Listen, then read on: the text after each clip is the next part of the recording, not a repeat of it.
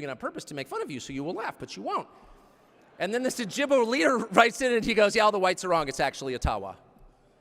Go Ottawa! Anyway, it doesn't matter who's in the Prime Minister's office.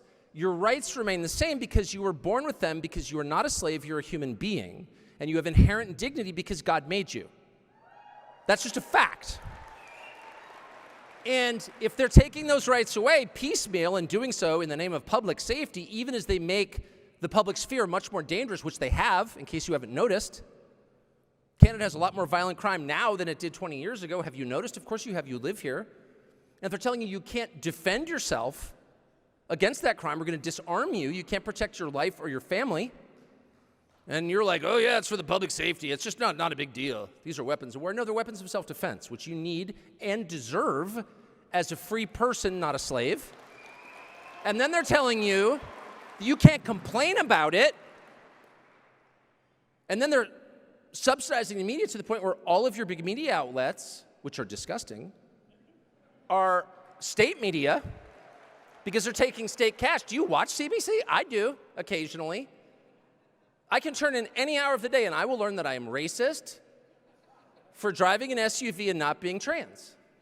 That's the whole schedule of CBC programming. But interpret that. That's not woke. Oh, it's woke. I hate the woke crap. It doesn't mean anything. They hate you. That's what they're saying. They're saying that you are bad. That's exactly what they're saying. Don't lie to yourselves. That's all I'm saying. And we are very delusional in the United States because we're so distracted by stuff and electronic devices and the promise of next day delivery from Amazon of brightly colored plastic crap made in China that we tend to be slow to figure out what's going on. But Canada has a different restraint, which is a cultural one. It's an specific Anglo-cultural one, which is just like, I don't want to deal with that. That's too uncomfortable. But in your heart, anyway, even if you voice it to no one but yourself, know what the message is. And the message is, you are bad. I mean, I'm going to say the most controversial thing ever. I watched when Montreal was cleansed of its Anglo legacy. And I'm not anti-French, just for the record, at all. But I am Anglo, and I had friends in Montreal. And in the span of a generation, like, that's all gone. They were forced out. And they're like, okay, I guess we'll go to Ontario. What? My grandfather built this city. I'm not going anywhere. How about that? That never occurred to anyone. Because no one could say out loud what was actually happening. This was a series of acts of hostility aimed at you because of things that you didn't choose, like how you were born. And once you will keep allowing that, you have no future, okay?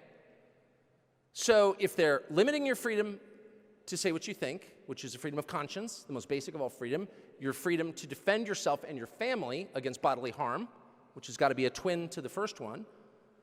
If they're taking away your voting power by changing the population of your country, which they are doing, and no one wants to talk about that, Canada has the highest immigration rate in the world per capita. And shut up, racist! That's not racist. I don't care if they're coming from New Zealand. I don't care if you're taking the population of Stockholm and moving them to Canada.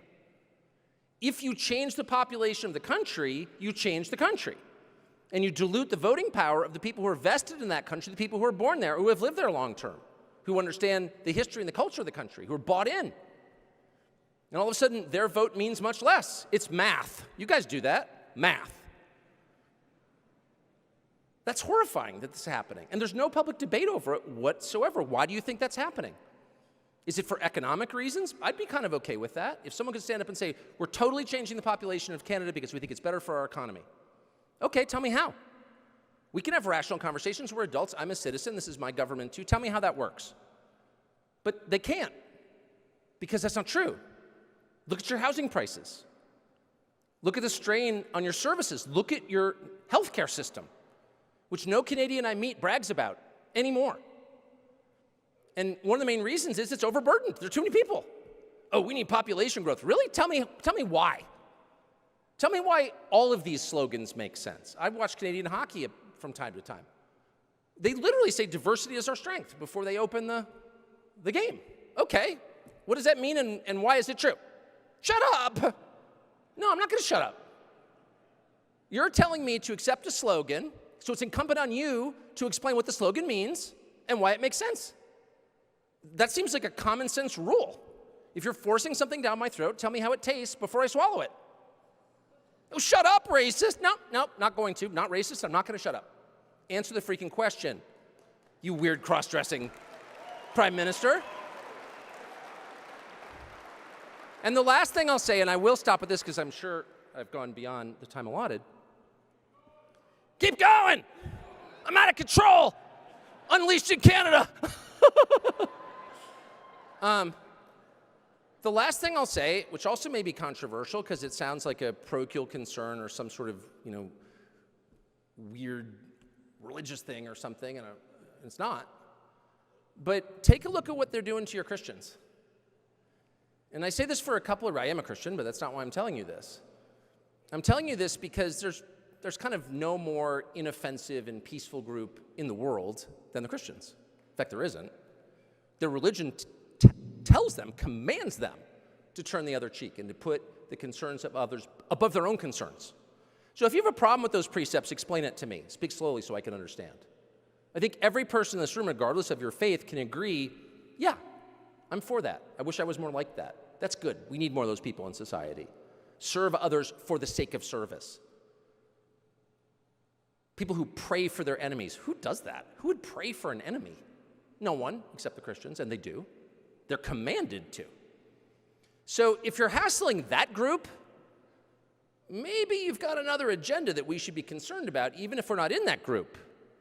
If we burn 90 of their churches to the ground, and the prime minister and his little weird buddies are endorsing that, burning churches, if you're on the side of burning churches, let me just say, I don't need any other facts of the case, you're on the wrong side. If you're throwing preachers in prison for preaching the Christian gospel, not for hurting anyone, not for making pipe bombs, not for trying to castrate other people's children, not for importing millions of people into your country who are not going to have work, just for the crime of preaching the Christian gospel, you go to jail. At the same time, when they're encouraging your kids to do drugs, and not just fentanyl, but weed, don't raise your hand if you have a 15-year-old son, but come up to me after and tell me what you think of legalized weed. For real. And if you have a 15-year-old son, you know exactly what I'm talking about. They did that to you and to your son on purpose.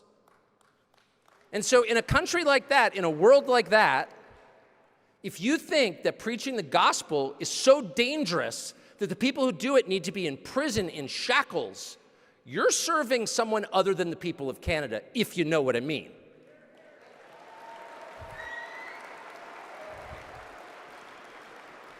That's really scary. And I don't care how much they dress it up in the passive-aggressive, self-help language of the modern left. Well, it's really about public safety. Every time I turn on your freaking television shows, everything's about public safety, which is a euphemism for hard-edged fascism, actually. And frankly, I'm a little bit more comfortable with the old-fashioned variety, where guys in tight uniforms goose-step through your town, because at least you know who you're fighting. And you know what it's going to take to liberate your town. Get rid of these people and everything will be okay.